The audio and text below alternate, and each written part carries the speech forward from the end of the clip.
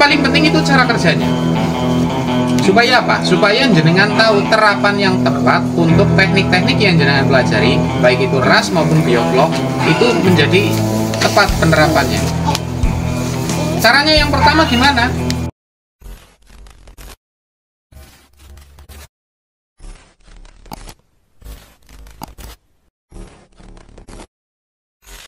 Warahmatullahi wabarakatuh. Selamat siang sedulur semua pecinta ikan kukuin. Salam klipik-klipik dari Jumat berkah. Ini lanjutan dari konten kemarin.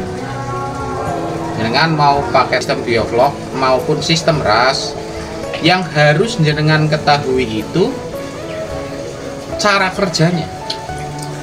Jenengan sekarang belajar melalui teori ataupun apapun, atau tempat di mana, kan banyak tuh yang mengadakan pelatihan, seminar dan lain sebagainya, banyak tentang sistem RAS, tentang sistem bioflok. Saya nggak mau nyebut tempat, saya nggak mau. Banyak orang yang belajar pinter, dia ngomong, mas itu amoniaknya ukurannya berapa ppm, itu anunya berapa, ini. Silahkan, itu bagus.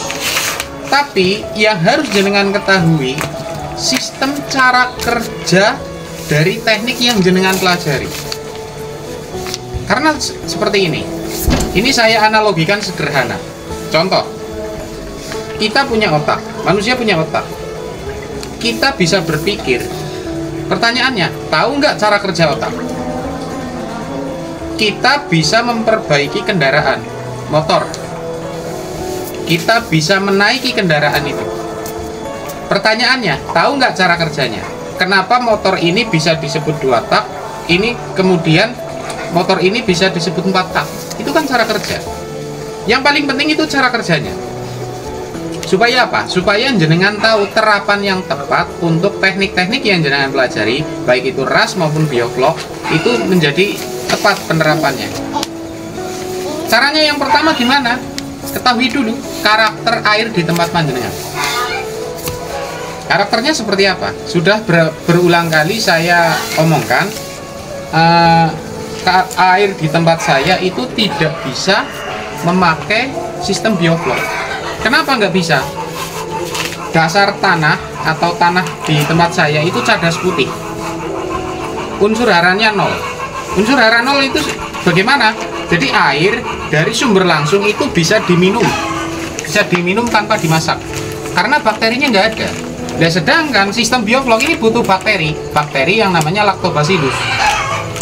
Karena sistem bioflok ini cara kerjanya memakai bakteri itu fungsinya untuk menguraikan amoniak atau kotoran ikan yang ada di kolam. Oke, itu seperti itu. Jadi jenengan kalau sudah belajar secara teoritis, terus standarkan tempat yang jenengan punya.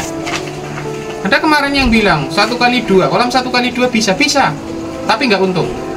Saya ngomong nggak untung, berhasil belajarnya berhasil, untungnya nggak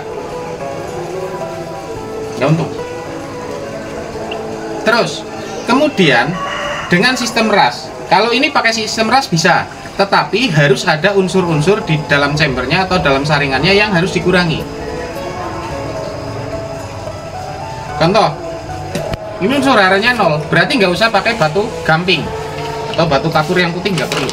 Jadi cuma saringan mekanis, bisa memakai jaring nelayan, bisa memakai HDPE yang 300 mikron. Terus untuk saringan biologisnya langsung bisa Kalnes, bisa memakai biobol. Jadi nggak perlu karang jahe dan lain sebagainya, nggak perlu.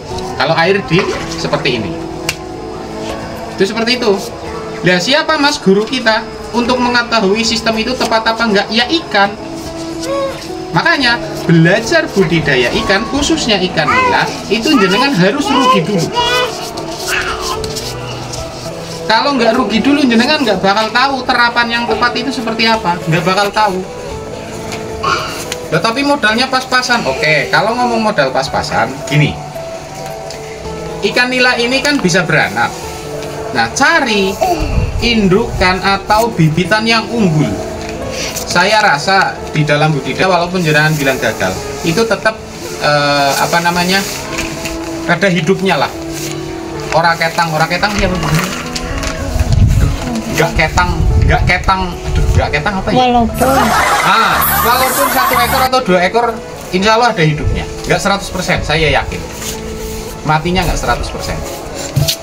Nah, kemudian ikan yang hidup tadi kan bisa dijadikan indukan. Jadi kayak bahasa motivator itu loh, bermodalkan 2 pasang ikan nila sekarang sudah bisa jadi miliarder. Nah itu tuh kayak gitu tuh, ini cocok banget itu. Tapi kan saya nggak mau kayak gitu, saya mau bicara realistisnya. Jadi saya nggak mau bikin konten yang memancing orang melihat tetapi kemudian isi kontennya nggak bermutu. Saya nggak mau. Nah itu jenengan nanti bisa memilih, silahkan pilih mau pakai sistem RAS, mau pakai sistem bioflok. Kalau sistem RAS itu kan kotoran kan tersaring otomatis. Mungkin saja pakan panjenengan itu pakannya sampean itu nggak bisa kembali lagi jadi pakan alami. Jadi pakan itu harus terus. FCR-nya bisa tinggi. Mungkin kalau pakai sistem bioflok FCR-nya bisa 1,1 banding 1,2. Kalau pakai sistem RAS bisa 1 banding 1,4.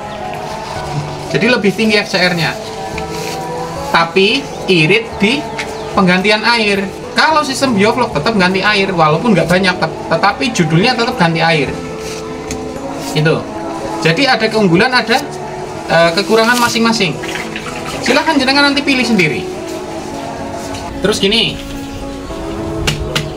itu tadi penjabaran tentang sistem bioflok sama sistem RAS. Saya nggak mau apa istilahnya ngomong hitungannya ini bakteri lactobacillus terus amoniaknya sekian persen jadi angka desimal 0,0, saya nggak mau. Itu bukan bidang saya. Karena apa? Saya bukan lulusan atau bukan akademisi dari perikanan. Yang saya tahu adalah yang pernah saya lakukan dan pernah saya alami. Ini yang tak share ke jenengan. Jadi kalau ditanya, Mas itu nanti ada amoniaknya 0, ini, oh enggak.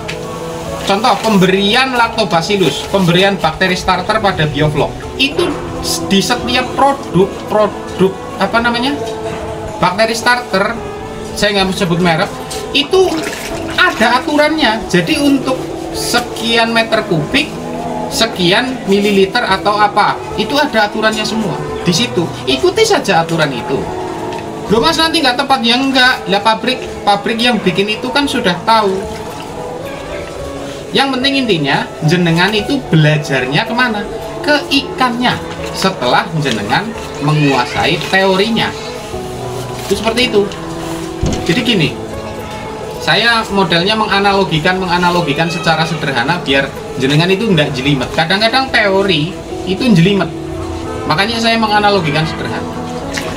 Ketika jenengan gagal menjadi pembudidaya ikan, saya ikan jenengan itu adalah orang sukses. Terima kasih yang sudah menonton. Mohon maaf segala kekurangan. Wallahul muwaffiq ila aqwamit thoriq. Salam berkatuh. Salam kelipik-kelipik.